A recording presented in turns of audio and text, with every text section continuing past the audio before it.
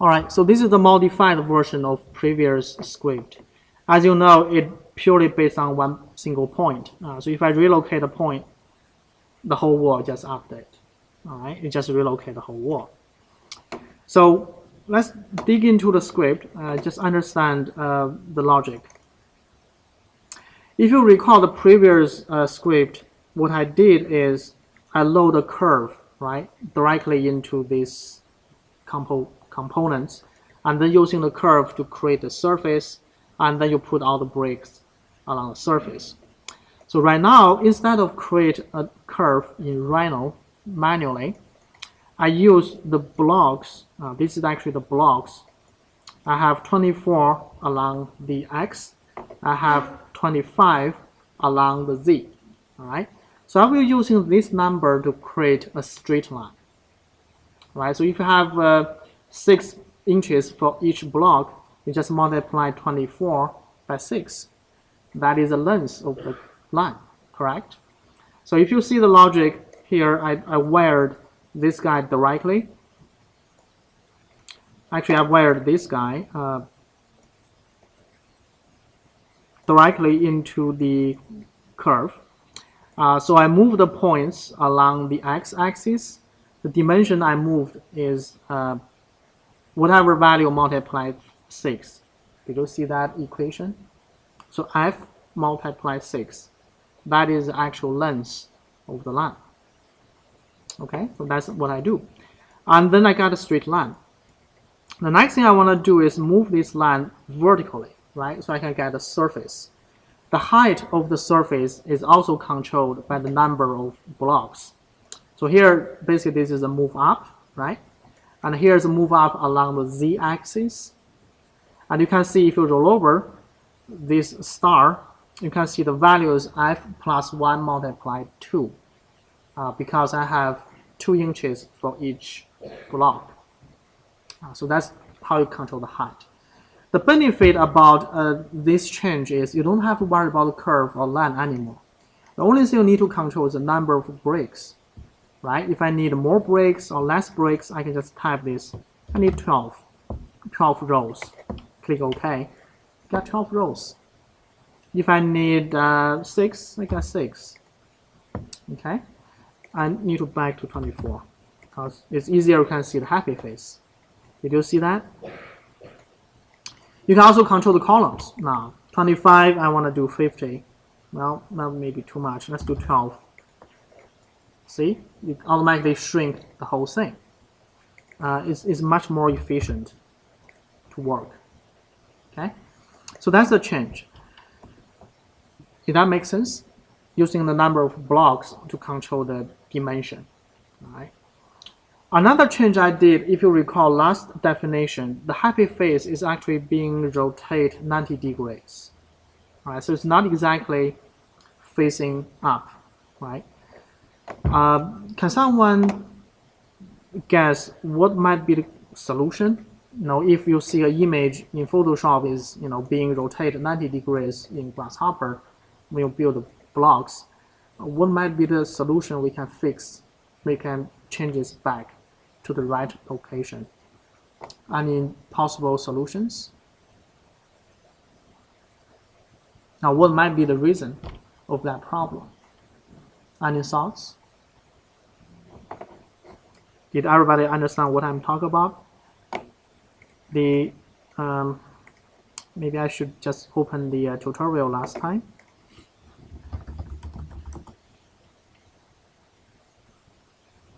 If you recall, this is the happy face, right, on the bricks last time.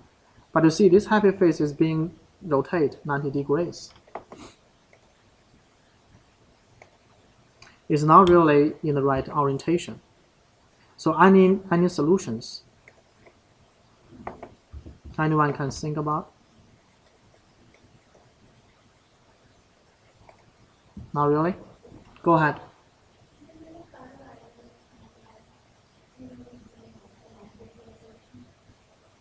Give a color value. Oh, I see. You can examine the gray color value and then use that value to make some equation formula. to change the orientation. That could be the hard way. Okay, it might work. Actually, the simple way, if you think, is just go back to Photoshop and rotate that image 90 degrees. Is that right? That could be one way to fix the problem. But you are not really fix the problem in the coding, in the scripting. That's the reason I want to give a new version to you is in this new version, I will actually don't have to play this video. The reason why the image has been rotated 90 degrees is all because the process we build up the surface. At the beginning, we create a curve, right, on the XY plane. We create a surface by lofting along the vertical z-axis. So in that case, the UV axis is not necessarily be x and y, or x and z, right? So there should be a process. If you think UV axis, we can flip the U to V, V to U. That makes sense? It's kind of like XY. You can swap these two axes. That is a quick way you can rotate things 90 degrees.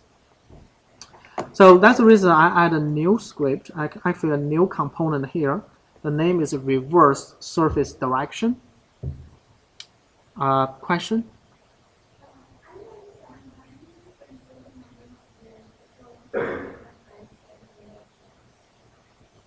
Right, use number to control the height.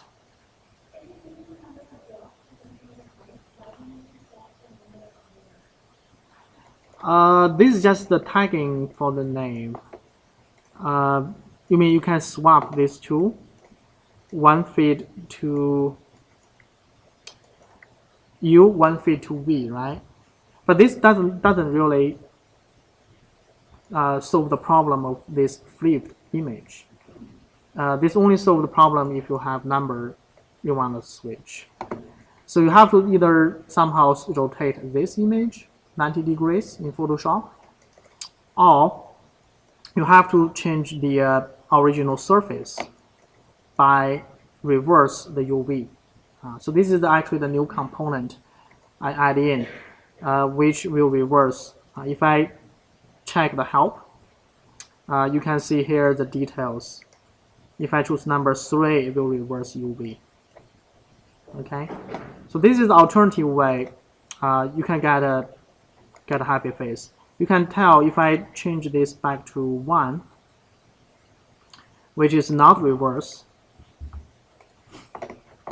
you get this happy face in the wrong orientation. Do you see that? Although I think this maybe looks better. Anyway, let's switch this back to 3, which is a swap, which is reverse both U and V. All right. So anything you don't, familiar, just right click, change help. Then you'll see this is the details for this controller. Another question is how I find this reverse UV. Basically, the logic in Grasshopper is anything related to surface is in the surface group. So this is the place you should search. Usually you can just, pull down these menus and you find the things you like. Another way I like to use just to type the keywords. So if I know I'm going to reverse the UV, I will just type reverse. Typically, Grasshopper will give you a good selection from the list. Then I can think, well, here's a reverse UV. You can also reverse a point. You can reverse many things. All right, so this is pretty much about the new change for this script. And also we have a tagging system, which is here. It's the same as the last. The same as the last project. So here you can see this is a number of 600.